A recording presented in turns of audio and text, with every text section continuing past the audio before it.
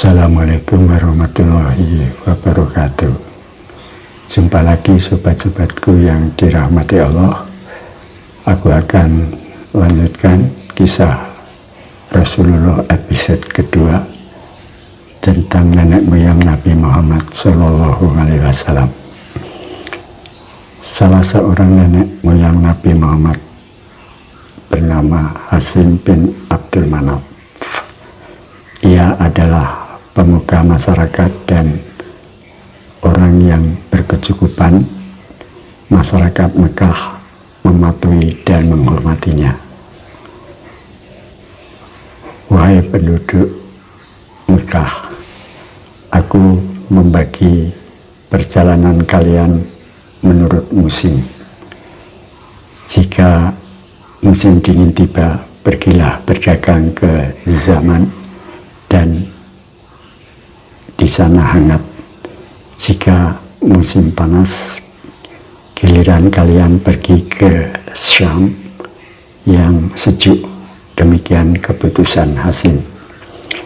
Hasim tambah disayang penduduk Mekah karena pada suatu musim kemarau yang mencekam, ia pernah membagi persediaan makanan dari tempat yang jauh, padahal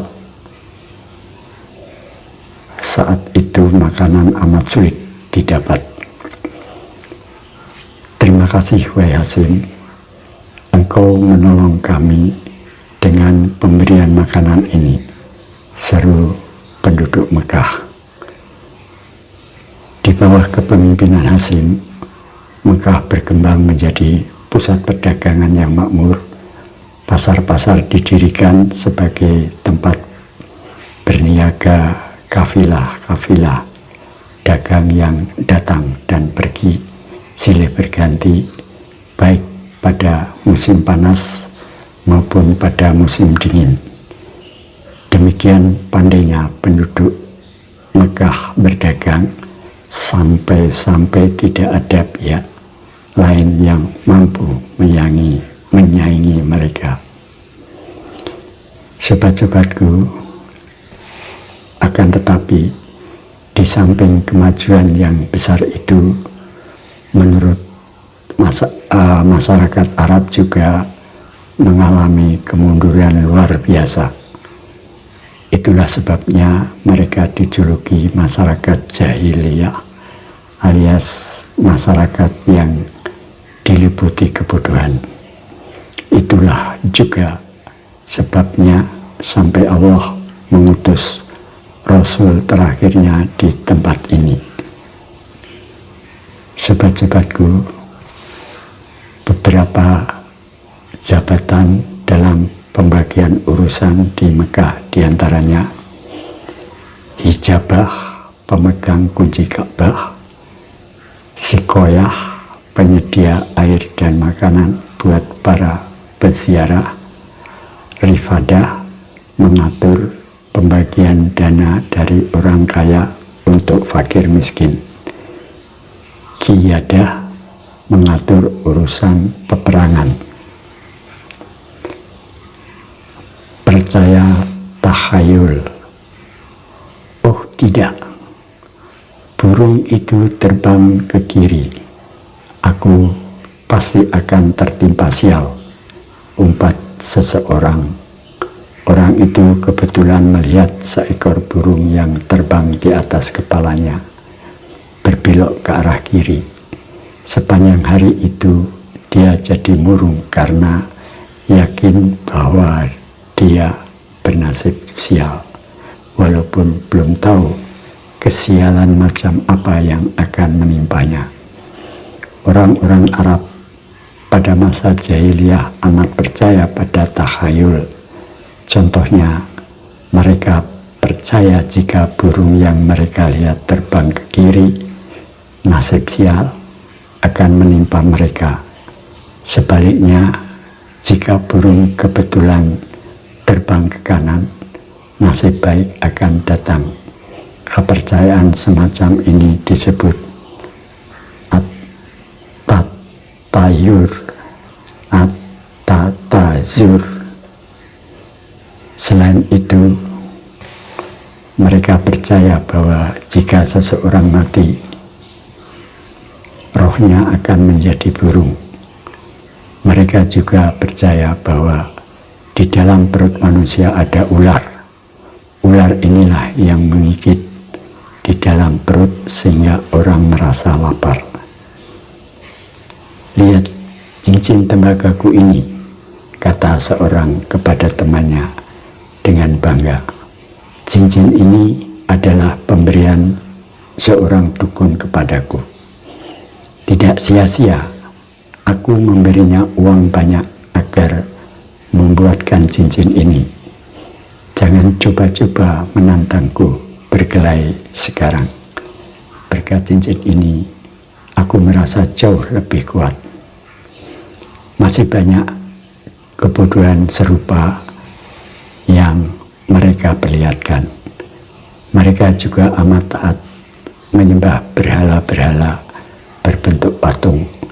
Jika mereka meminta pertolongan kepada berhala, tidak segan-segan mereka mengorbankan binatang ternak dan mengoleskan darahnya di tubuh berhala.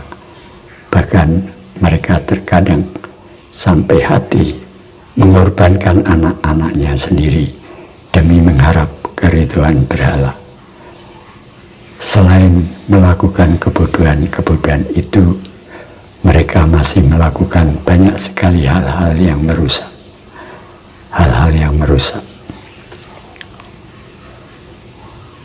Awal mula penyembahan berhala di Mekah ketika seorang bernama Amr bin Luhai membawa berhala besar bernama Hubal yang dibelinya dari daerah Syam.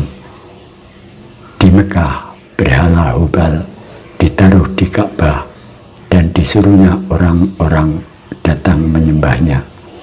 Menjelang menaklukkan Mekah oleh Nabi Muhammad SAW, Ka'bah dipenuhi oleh 360 berhala yang terbuat dari batu, kayu, perak, bahkan emas. Bangsa Arab pada masa itu sangat gemar meminum arak. Hampir semua orang adalah peminum, kecuali beberapa saja yang tidak. Para pelayan datang membawakan bagi dan botol-botol minuman. Orang-orang datang berkumpul sambil tertawa. Para penari datang disambut tepukan dan sorak-sorai ketika minuman mulai membuat mereka mabuk. Seseorang kembali berseru, "Bawakan alat-alat judi kemari." Orang pun membawakan alat-alat judi berupa bilah-bilah kayu dan sebuah kantong kulit. Beberapa ekor unta dipotong. Yang kalah berjudi harus membayar unta-unta tersebut. Selain berjudi dengan memotong unta, mereka juga berjudi dengan bermacam-macam cara. Demikianlah minum sambil berjudi adalah kebiasaan yang amat digemari oleh bangsa Arab saat itu. Bahkan setelah Nabi Muhammad SAW mengajarkan Islam, masih banyak pemeluk baru agama Islam yang masih suka meminum arak sampai turunlah perintah Allah yang berangsur-angsur mengharamkan orang meminum minuman keras. Judi memotong unta adalah judi yang paling digemari orang Arab jahiliyah.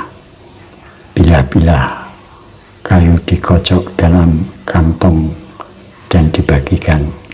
Orang yang mendapat undian kosong dinyatakan kalah dan harus membayar unta yang dipotong.